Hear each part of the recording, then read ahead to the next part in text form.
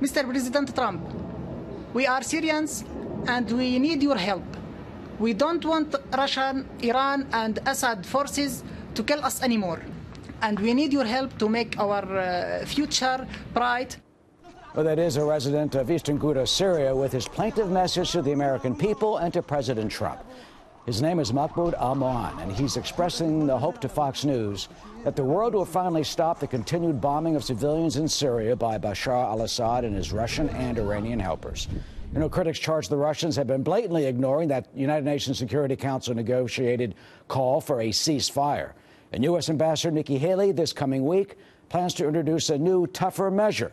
So, can the carnage finally stop? With us now is Bassam Rafai. He's a member of the executive committee of the anti-regime group, the Syrian American Council. Bassam, this enormous, incomprehensible carnage, humanitarian catastrophe has continued. It's going on tonight, right now as we speak.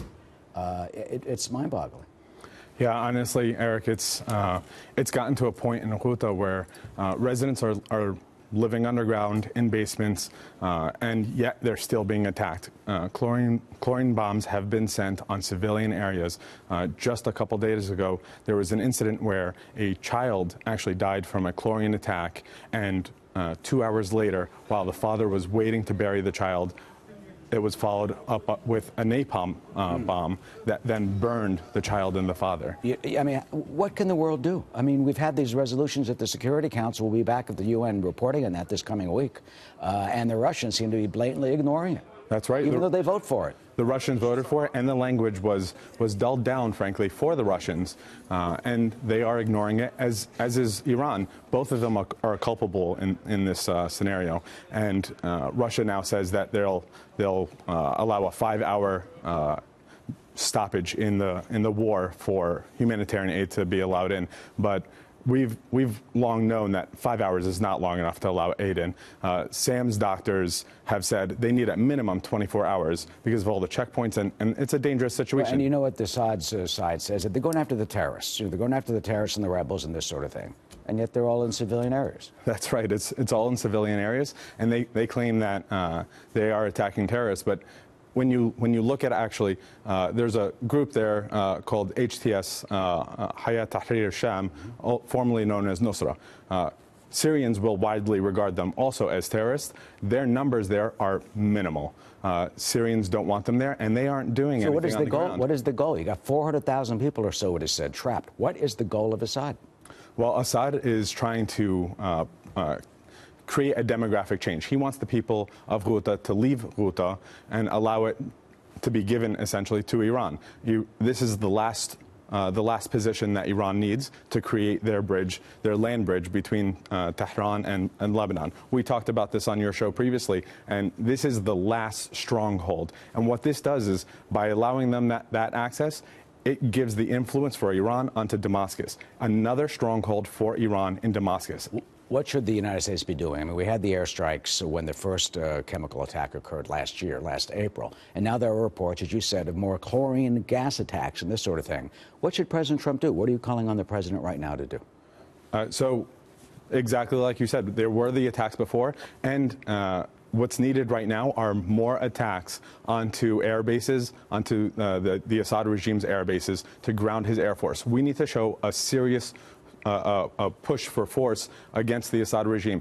Otherwise, we'll never be able to properly bring the Assad regime and the Russians and the Iranians to a negotiating table. Now, what about those who would say if we did that? That would, inflame the Russians, and now that could cause an even worse type of situation.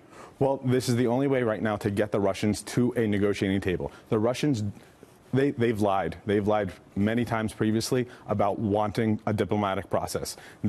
When they were in the Astana peace talks and when they were in Geneva, both times they pushed it off, and they lied about their motivations. They're doing Assad's bidding. That's basically. right. They want a military force, and nothing besides a force from the United States to ground Assad's air force is going to bring. We had the airstrikes that did go after some of the Assad fighters and potential helicopters last time. There have not been any other follow-up attacks by the U.S. Let me show you the gentleman's brother you just showed you, who told us about the situation on the ground. This is a medical student talking about the hospitals.